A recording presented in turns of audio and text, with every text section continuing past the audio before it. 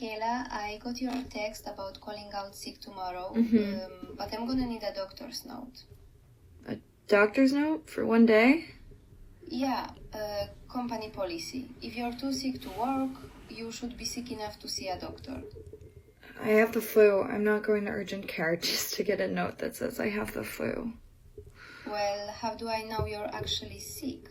You seemed completely fine yesterday. You're not being serious right now, right?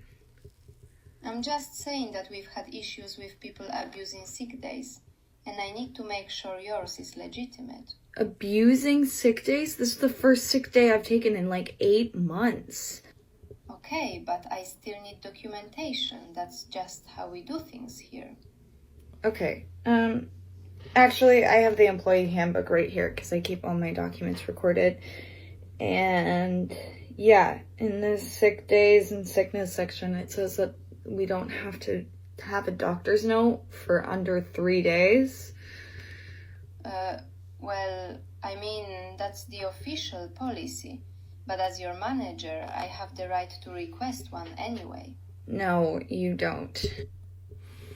Well, she does. Just to be clear, the manager does, to some degree, have the right to request a doctor's note. She does. Even though the policy is 3 days, she does have the right to request one. But there should be a reason why. She shouldn't just decide because it's you to ask for a doctor's note unless there is a previous history of you abusing the policy.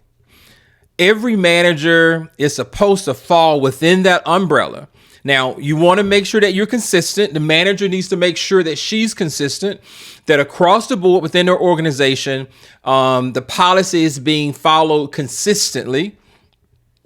But she can modify just a little bit if you have demonstrated that you've abused the policy. So she can change it a little bit, but she shouldn't just do it on her own. Okay.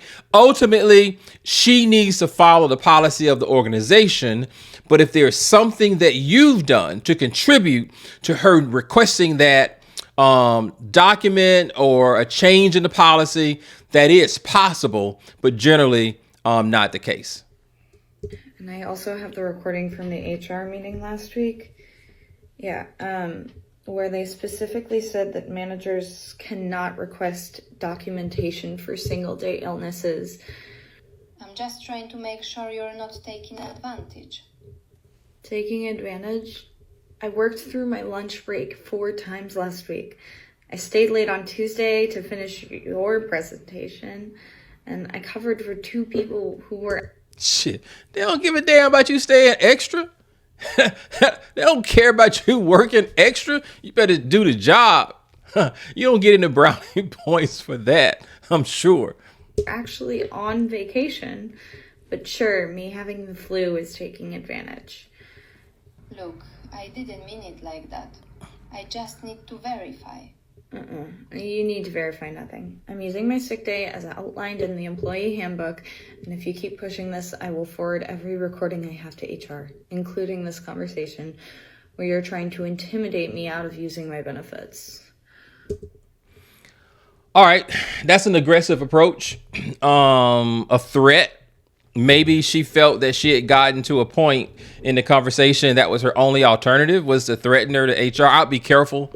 I would caution you against it. I would find a better way, a more tactful way, a more professional way to let your manager know that you may escalate it, or just do it on your own. Sometimes doing it in silence is better than letting them know everything that's going on. So I'd be careful about it, about the threat, but I do understand your perspective.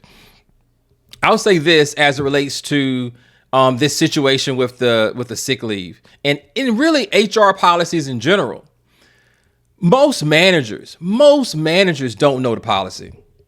Just flat out. I mean, I wish that wasn't the case, but too often managers do not understand the policy. That is the reason why they have HR, to help guide them. That's the reason they have other managers and leaders to help guide them. But most managers do not take the time to go in detail and read the policy. They just flat out don't. Either they don't have the time, they don't have the interest, or whatever. They know just enough. They know the amounts that HR taught them. They know the information that their supervisor taught them, their colleagues taught them, but most of them do not read the handbooks themselves, and they don't know the policies. The other issue is just weak training from HR. We're saying that the managers don't know the policy. Well, some of that is weak training from HR. And I get it. I understand. Managers are trained, or they're there for a specific reason. They're not HR professionals. But as part of your job, you need to understand aspects of HR. You need to know it. And if you don't know it, pick up the phone and you call them. You call HR and find out what the problem is. But weak training from HR is a big, big issue. I say another issue is that too many managers want more control and oversight over everything that takes place.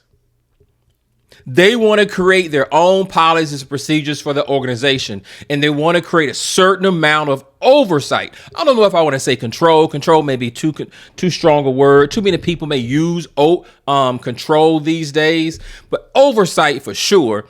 They want to have way too much oversight over everything that you do. And that's the reason why they create these additional policies outside of the more corporate general policies that they have that's out there.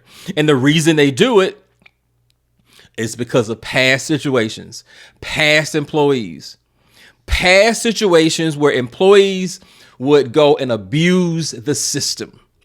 They would call out. They wouldn't come to work. You know how it is. All of us have been there. You got something going on. You want to go to the tailgate. You want to go to the party. You want to do whatever. You've already kind of filtered it out there to see could you take that day off. And then after they tell you no, you say, okay, cool. Don't worry about it. I won't ask again. Why? Because you already know you're calling out tomorrow. That's not new. That's not a new game. We've all done it for years. Sometimes associates have abused it. And that's the reason why managers will institute this new policy where they'll say, hey, if you're out, you got to bring me, you have to bring me a doctor's note. So that happens. And then I would say the last thing is just this fear of accountability. They don't want to be stuck on the hook in the event something happens, in the event their VP or their manager, their supervisor, or some person comes and says, hey, why was Michaela not here? You have your documentation, you have your doctor's note to substantiate why this person is not here. And corporate America is all about CYA. It is all about CYA. And so you should be covering your own ass, because I promise you the manager is covering theirs. Cool. And so to wrap it all up, I would say is I thought the young lady did a great job. I would be careful about the threat. I'll be careful about that part of it. But I do appreciate how she challenged the manager, how she referenced the company policy, how she had documentation. Fantastic. Just be careful about the threat. I think it's imperative at this stage in your career to make sure that you make it clear to your manager how you are to be perceived in that organization. Reputation is essential, and establishing that reputation is the first stage for long-term success. If they see you one way, they'll see you that way years and years to come. All right. Hey, listen, I'd love to hear you guys' thoughts. See if you agree with me. If you don't, that's cool, but I'd love to hear your thoughts. Thanks a bunch. Have a good one.